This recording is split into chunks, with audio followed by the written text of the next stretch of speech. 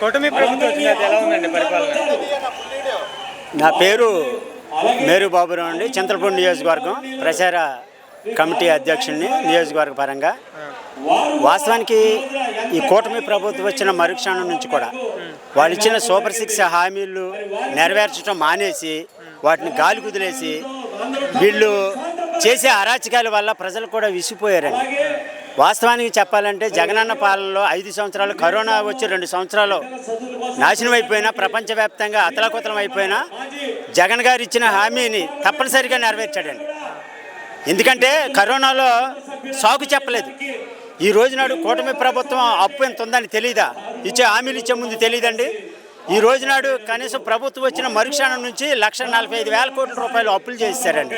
మన లాస్ట్కి వచ్చేసరికి ప్రతి మనిషి మీద కూడా ఒక్కొక్కడి మీద అప్పు ఒక 20,000 కనీసం ఒక ప్రతి మనిషికి పుట్టబోయే బిడ్డ నుంచి చచ్చిపోయే వరకు కూడా అతని మీద భారం పడిపోద్దండి. అంటే ఇచ్చిన హామీలు నెరవేర్చట్లేదండి. కానీ జగన్మోహన్ రెడ్డి గారు చదువు అనే ఒక ఆస్తి పిల్లలకి ఇవ్వాలని ఎంతో ఆశపడ్డాడండి. నాడు నేడు అనే కార్యక్రమం ద్వారా స్కూల్ని ఇంచుమించుగా 34,000 స్కూల్ని ఆయన కార్పొరేట్ స్కూల్లాగా చేశాడండి. అలా చేసి విద్యను ఇస్తే ఈ కూటమి ప్రభుత్వం వచ్చి ఇంగ్లీష్ మీడియం తీసేశారు. అంటే వీళ్ళ కూటమి ప్రభుత్వంలో నాయకులందరూ ఇంగ్లీష్ మీడియంలో చదవచ్చు, వాళ్ళ పిల్లలు చదవచ్చు, వాళ్ళ మనవలు చదవచ్చు, కానీ ప్రజలు చదవకూడదు.